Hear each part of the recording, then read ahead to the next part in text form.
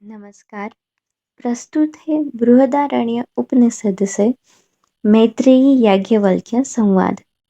महर्षि याज्ञवल्क्य ने अपनी पत्नी मैत्रेयी को जो उपदेश दिया, जो रहस्य बताए, जो ज्ञान दिया, उसे हम भी जानते हैं। आइए प्रारंभ करते हैं। महर्षि याज्ञवल्क्य की दो पत्नियां थीं। एक का नाम था मैत्रेयी और दूसरी का कात्यायनी। दोनों ही सदाचारिणी और पतिव्रता थी, परंतु इन दोनों में मैत्रेयी तो परम परमात्मा के प्रति अनुरागिणी थी, पर कात्यायनी का मन संसार के भोगों में रहता था। महर्षि याज्ञवल्क्य ने संन्यास ग्रहण करते समय मैत्रेयी को अपने पास बुलाकर कहा, हे मैत्रेयी, मैं अब इस गृहस्थाश्रम को छोड़कर संन्यास ग्रहण करना चाहता हूँ।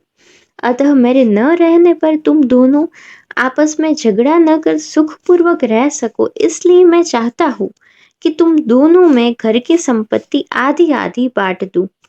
स्वामी की बात सुनकर मैत्रेयी ने अपने मन में सोचा, मनुष्य अपने पास की किसी वस्तु को तभी छोड़ने को तैयार होता है जब उसे पहली वस्तु की अपेक्षा कोई अधिक उत्तम वस्तु प्राप्त होती है। महर्षि घर बार को छोड़कर जा रहे हैं, अतएव उनको भी कोई ऐसी वस्तु मिली होगी जिसके सामने घर बार तुच्छ हो जाते हैं। अवश्य ही इनके जाने में कोई ऐसा बड़ा कारण होना चाहिए। वह परम वस्तु जन्म मरण के बंधन से मुक्ति पाकर अमृतत्व को, परमात्मा को पाना ही है।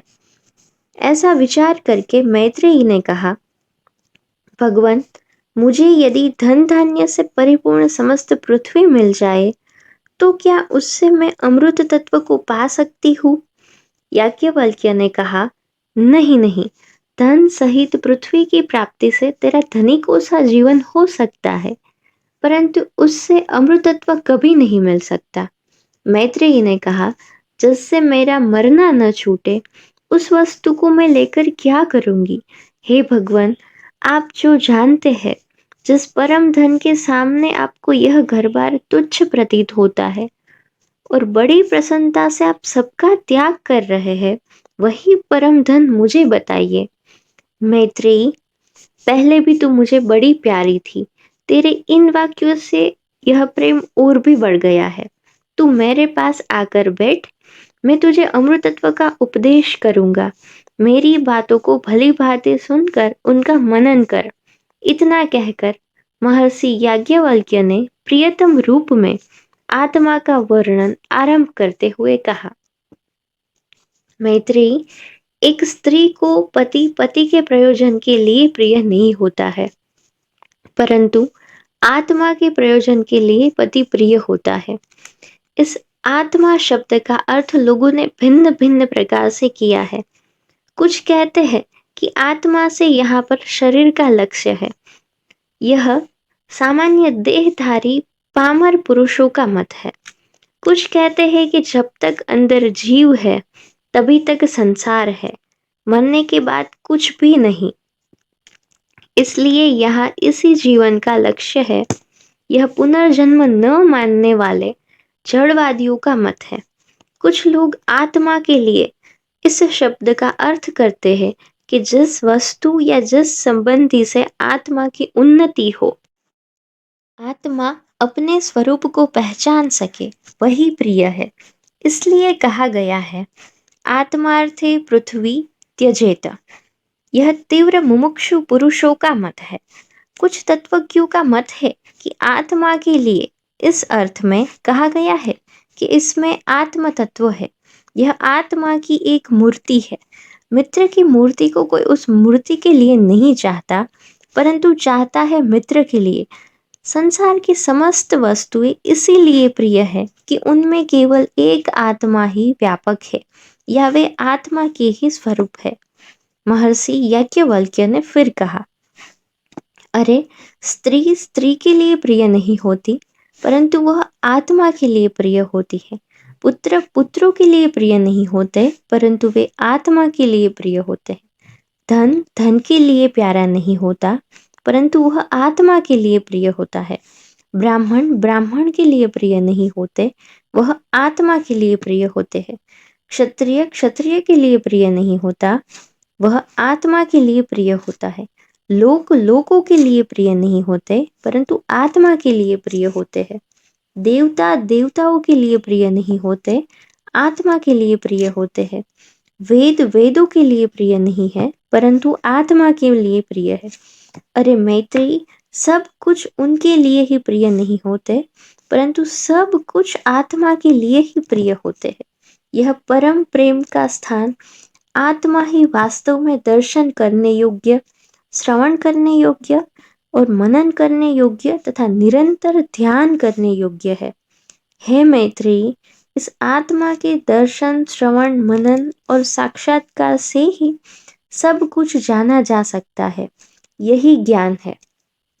इसके पश्चात महर्षि याज्ञवल्क्य जी ने सबका आत्मा के साथ अभिन्न रूप बताते हुए इंद्रियों का अपने विषयों में अधिष्ठान बतलाया और तदंतर ब्रह्म की अखंड एक रस सत्ता का वर्णन कर अंत में कहा कि जब तक द्वैत भाव होता है तभी तक दूसरा दूसरे को देखता है, दूसरा दूसरे को सूंघता है, दूसरा दूसरे को सुनता है, दूसरा दूसरे को बोलता है, दूसरा दूसरे के लिए विचार करता है और दूसरा दूसरे को जानता है।